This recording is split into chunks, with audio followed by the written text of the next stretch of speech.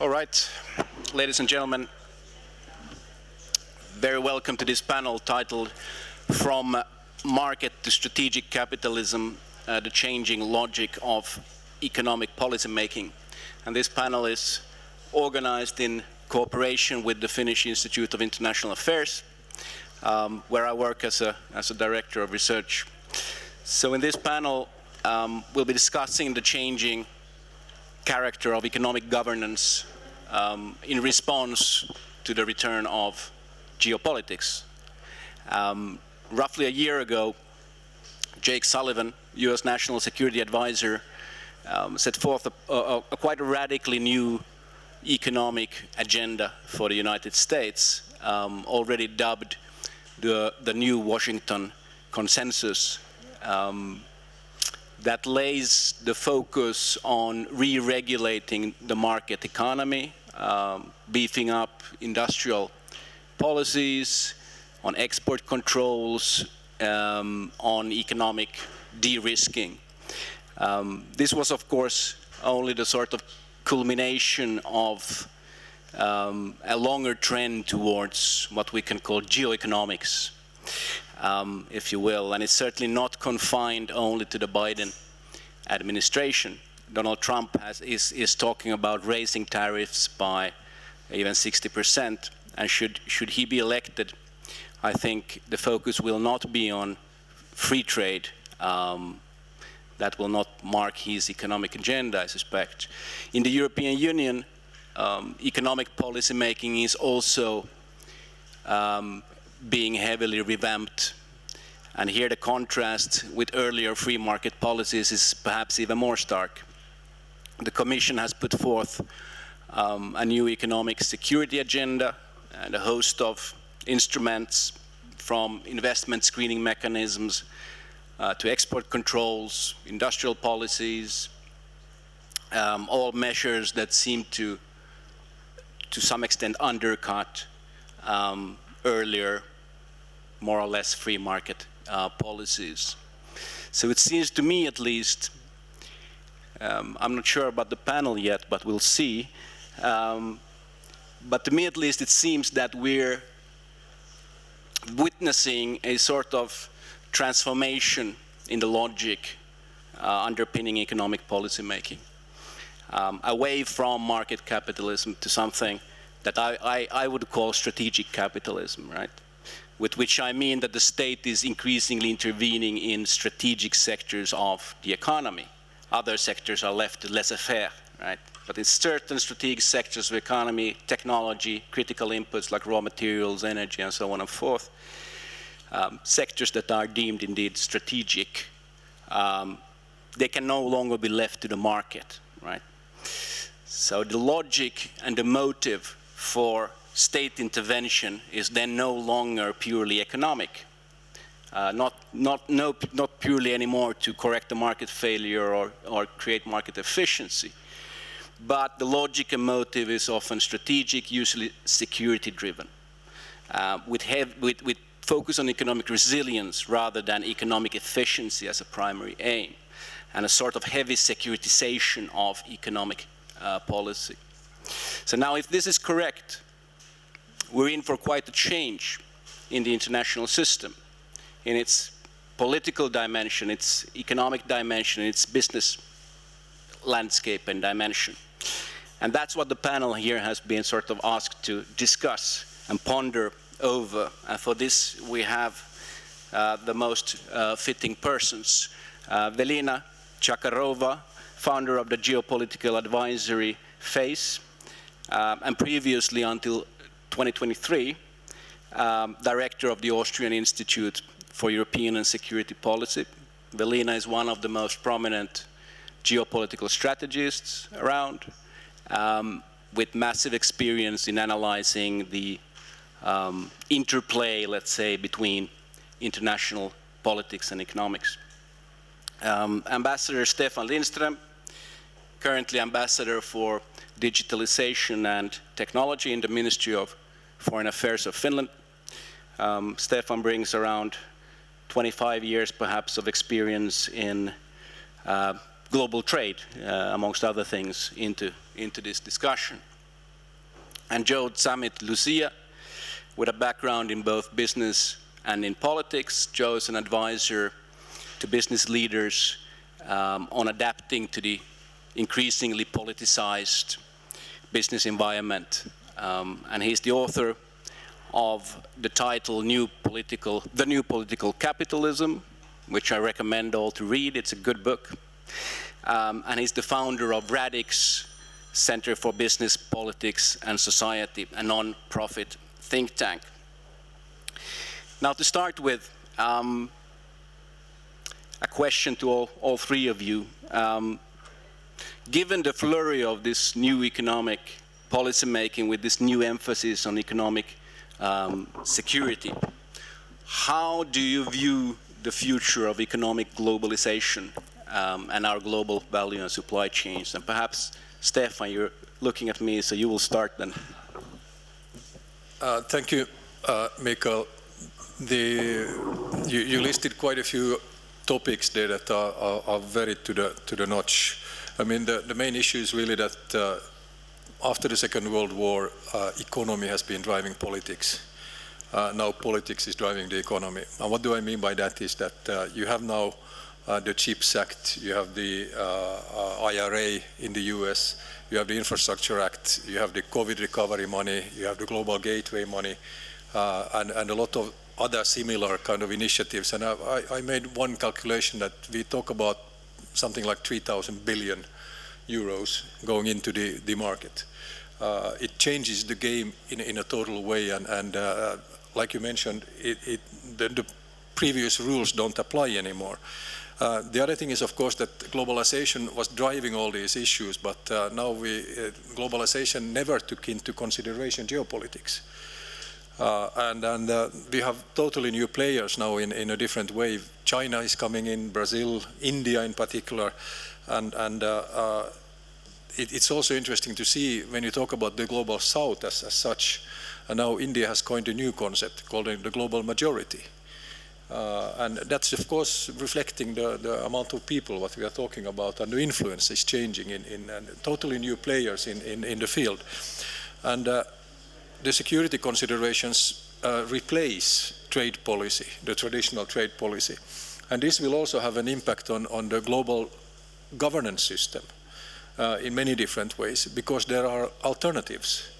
OECD, the World Bank, IMF, actors like this. Now we have a different alternative. We have the BRICS Bank, we have the Asian Infrastructure Bank and so forth. And we also have to look at how do we deal with these issues. I mean, the financing rules and regulations of the traditional providers, they are not sufficient anymore. It cannot take 14 months before we get a decision. We need a decision in a couple of months. And things like this, so this will have a huge impact on everything there really. And a final thought in the beginning now, that we're also talking now about something that, take the US as an example. The United States does not make any trade deals anymore, trade agreements. They make trade arrangements, which means that we are coming into something what I call pactology. So we have topic-based, plurilateral agreements instead of a multilateral, larger agreement. And I find this both as a good thing, but also as a bad thing. But we can dwell a little bit more into that one on a later stage. Just a follow-up on that. I mean, do I detect some sort of pessimism a bit when it comes to the WTO regime, for instance? Is it dead, more or less? Dead is maybe a too strong word, but in serious problem, yes. We see that we have countries like then Brazil, India, that are undermining the work of WTO in many ways, and then of course with also the litigation system hasn't been working for, what is it now, 5-6 years. No appointment of judges and things like this. So in serious trouble, yes. And the meeting just recently in Doha underlined that. Is there any institutions that can replace it? I mean, do you see any alternative institutions that could take up the role to govern trade, international trade? You come up with very big question. What I see right now is that we know the traditional rules-based system, I dare to say, does not exist anymore. and it's going to be replaced. We don't know how. We know the topics and we know the players. The topics are like artificial intelligence, you talk about quantum, you talk about biotech, even water. And the players are going to be then these more regional AUKUS, Quad, even NATO is a player, the EU, and sort of. So the whole picture is changing. We don't know where it's going, but we know it's going to change. Velina, do you care to comment on the? Yes, absolutely. Absolutely, I do.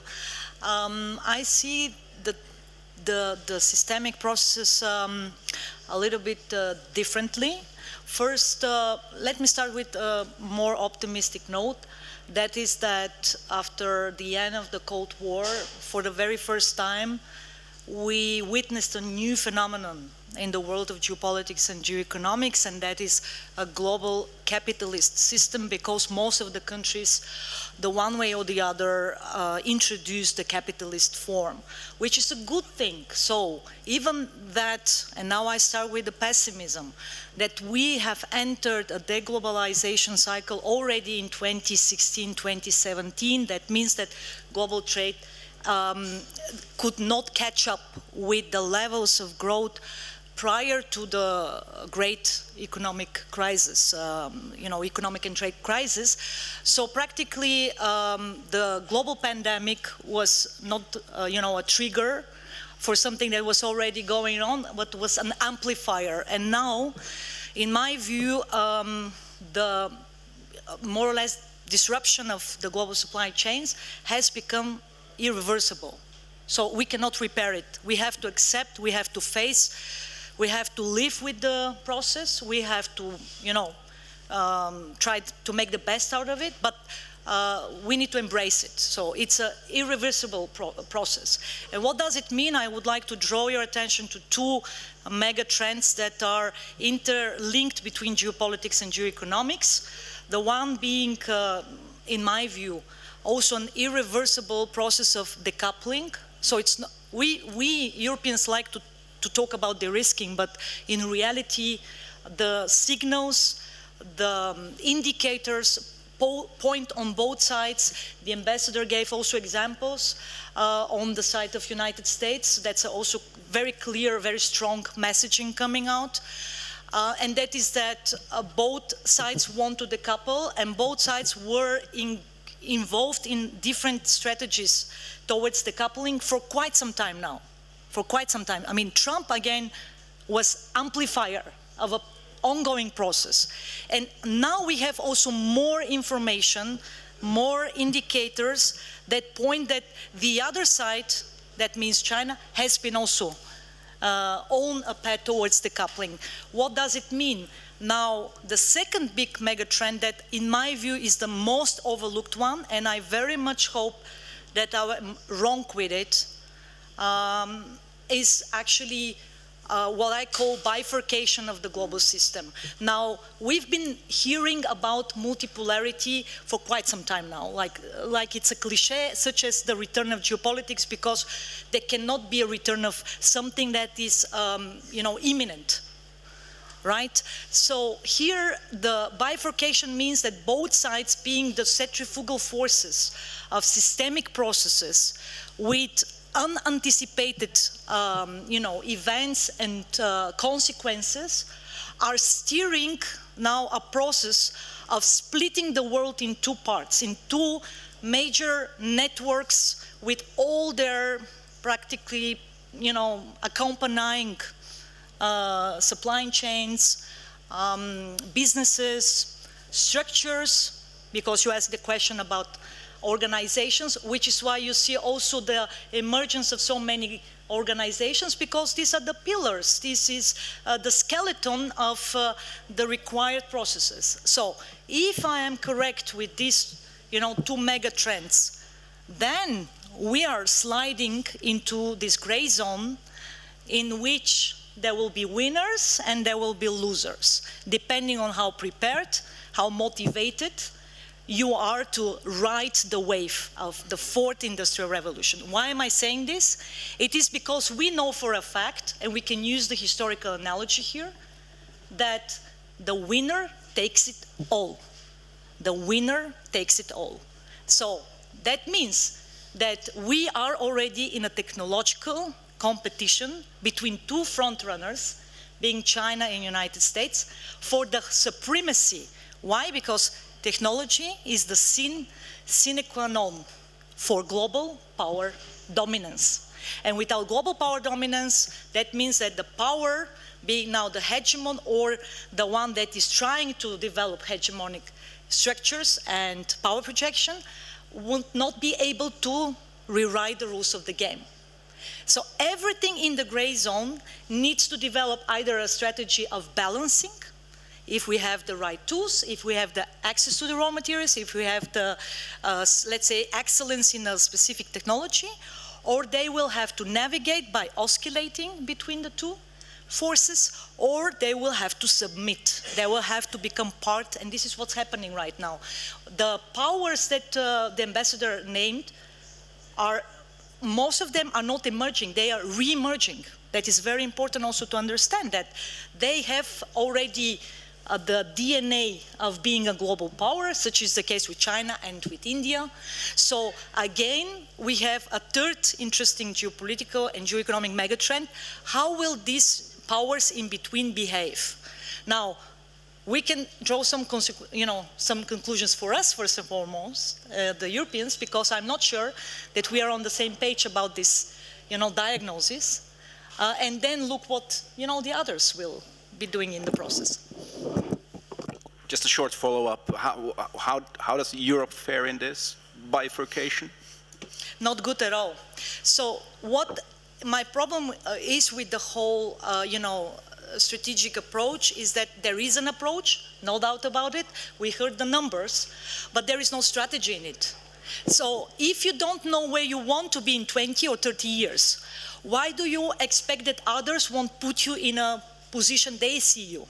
And this is what's happening right now. What do we want for us, let's say in 30 years? I'm not sure that our bureaucrats and our political decision makers can give us an answer. We can be fair and honest to each other and say, we want the status quo, we like it that way. And I would say, okay, so then we need to do this, this, and this to keep the status quo, because others will want to have a piece of the cake.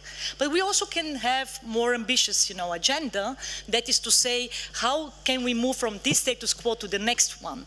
And if this is the answer, if this is the ambition that we want to develop for ourselves as collective, Europe, then I would say also that the trifecta of geoeconomics, demography, and geopolitics/security, this equation must be working for us, and it is not working for us right now. Thank you. Well, it's hard to disagree with any of that. I'm sorry, it would have been more interesting if we could disagree. But so I'll try and maybe take a slightly different perspective on the same issues. As you know, I prefer the term political capitalism rather than strategic capitalism, because I don't think this is just about, the political landscape has changed dramatically, and it's not just about geopolitics. Businesses now have to deal with political issues all the way from the multinational model, whether that's any longer viable, to whether they have gender-neutral bathrooms, which is also a political issue. So, politics has infused everything that businesses now do. One thing I think that I always kind of grates a little bit with me is that everybody bemoans this, what is called deglobalization. But we must remember that globalization itself was not an unalloyed good. There were lots of losers from globalization, and the winners did take a lot, particularly the multinational companies, etc., etc.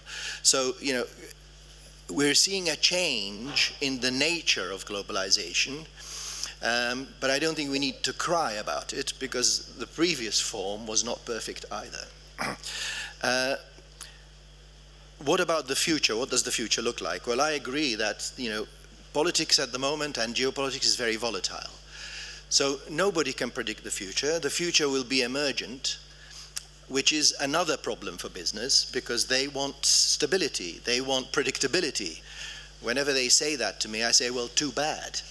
You know, it's just not the way it is. You know, the future is radically uncertain. And it will emerge, but the shape it'll take when it emerges, we don't yet know. Which brings us back to your comment about resilience. You talked about the global governance institutions and the WTO. I agree, maybe we shouldn't say it's dead, but it's certainly in a long-term coma. And there are good reasons for that. Global governance was always shaky.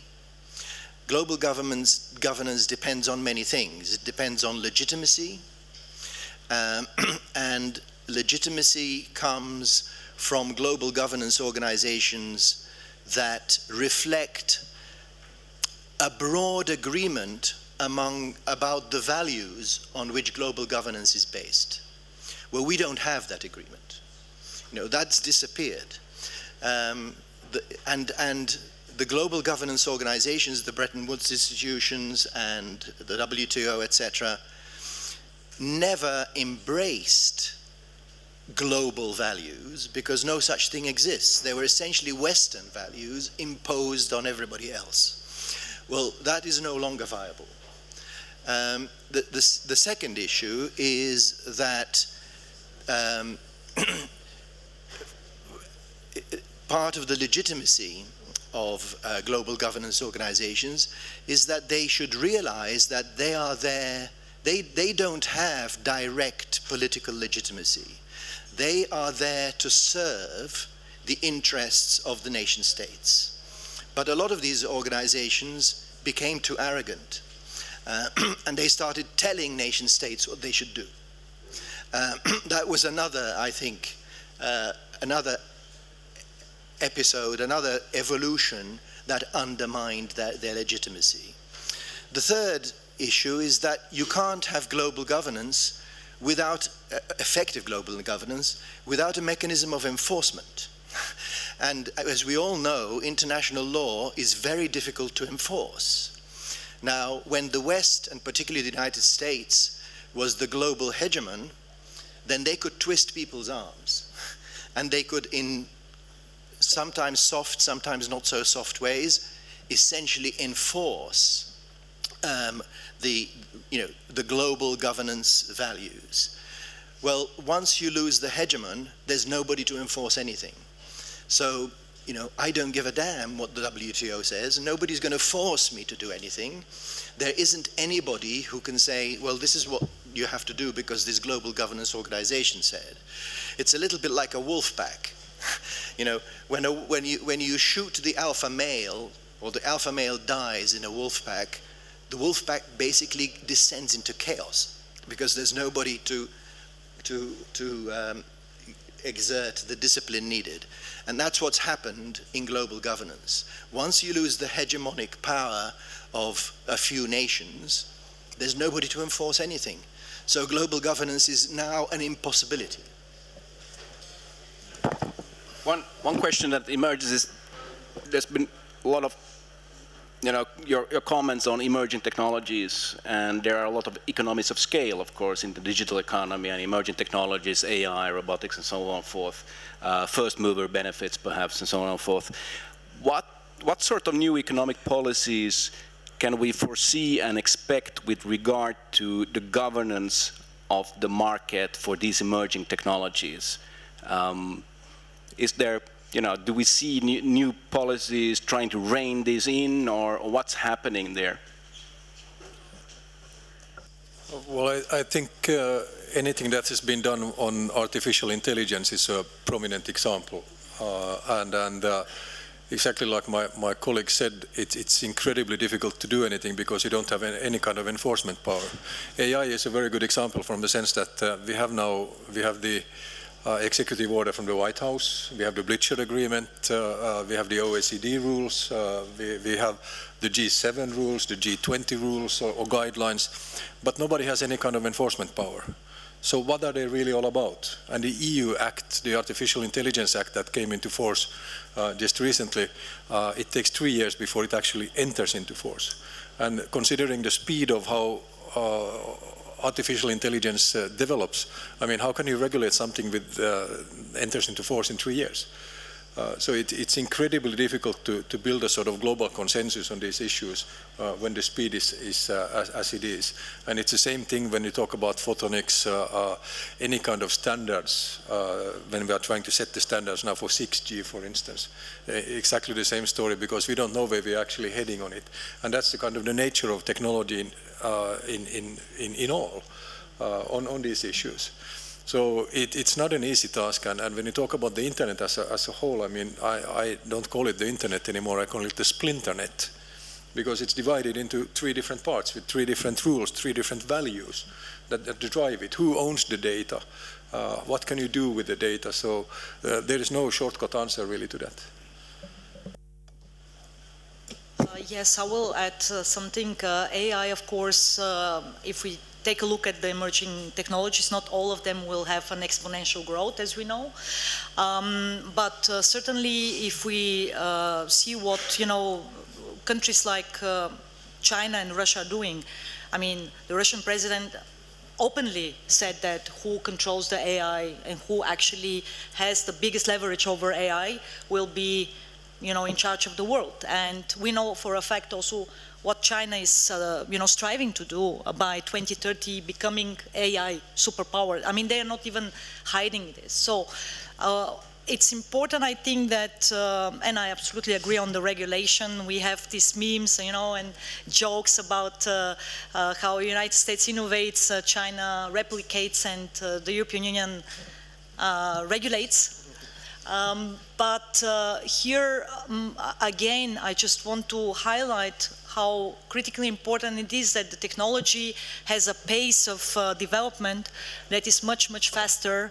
And we have an acceleration factor this time, compared to the previous technological revolutions, which makes it even more unknown in terms of unanticipated consequences. We cannot foresee exactly how the process is going to be shaped, and political decision makers just cannot catch up physically, mentally with the technological breakthrough. What is interesting also is that for the very first time, geopolitics, and that means security, defense, and now with the 4th domain, contrary to the previous, warfare strategies which had only 3 domains, now we have also cyber. So we have 4 domains, more technology, and now we have this world of security and defense that is being obfuscated by the world of geoeconomics. They have merged into one. Previously we had 2 different worlds. Economists didn't care about, politics. Now it is one and the same, and I think that this is also making things even more unpredictable and more scary and more actually dangerous. So again, I see actually the biggest issue here in terms of pace, in terms of scope, and in terms of clearly actually identified goal on behalf of competitors such as China and Russia to have the upper hand, to really ride this wave and to make it happen. And we have no idea and no information as to how these two actually collaborate and coordinate in this in technological domain. Just a short follow-up on that. You've written, of course, a lot, and I've heard your comment a lot on Russia and China through this. But what about Europe and the US? How does that look now, the transatlantic relations? Well, I think, and we saw a lot of examples actually also from coming out from Biden administration. But I think that the next administrations will probably focus on more topical collaborations, as it was mentioned already, because the big focus is in the Indo-Pacific, and let's be real about it. We should try to remain a credible partner, but if we don't get our act together, I don't think that we will be in the pole position of collaboration with the United States when it comes to this. I think that countries like, you know, the Indo-Pacific ones, India, South Korea, Japan, they will be the front runners in this kind of collaboration, mostly capitalizing on this geo-economic, you know, reconfiguration and the technological domain. Joe, you work a lot with businesses and advise businesses, so imagine a business audience here now. What would be the key takeaways that you would like them to go away with from here? So the first thing I would say is there's no such thing as business. There are millions and millions of different businesses, and they're all in different situations, and they all have to find their own way forward. So there's no advice for business. The one thing I would say, as I observe how businesses are reacting, different businesses are reacting to this, is I think what hasn't yet been internalized is the sheer scale of the change that we're facing. There's a lot of tinkering around the edges. There's a lot of whack-a-mole. Oh, today we have to do ESG. Boom! Tomorrow we have to do, you know, globalization. The day after we have to do CSR or whatever. But I don't think, I haven't seen very much recognition of both the speed and the scale of change that we are facing. The other thing I observe, and this is normal human behavior, is that people are reaching for the tools that they've used 10, 15 years ago. They're exhibiting behaviors, the behaviors that has made them successful in the past. But they're not the behaviors that are going to make businesses successful in the future. But, you know, we're all human beings, and we all find it difficult to accept that what has made us successful in the past has, you know, reduced relevance going forward. So what I would say to people is, you know, the pace and scale of change is probably much greater than you think. It's not going to be resolved simply by shifting your supply chain from this country to that country. This is a much bigger issue. And it requires, you know, the development of agility. It requires the development of different organizational structures, different organizational approaches, and a fundamentally different set of skills from business leaders compared to what has made them successful in the past. We're still human beings, we'll soon be cyborgs, but anyway, our 40 minutes are unfortunately up. I thank you so much for this discussion. I think it was really enlightening, this discussion. I enjoyed it very much myself. Thank you very much.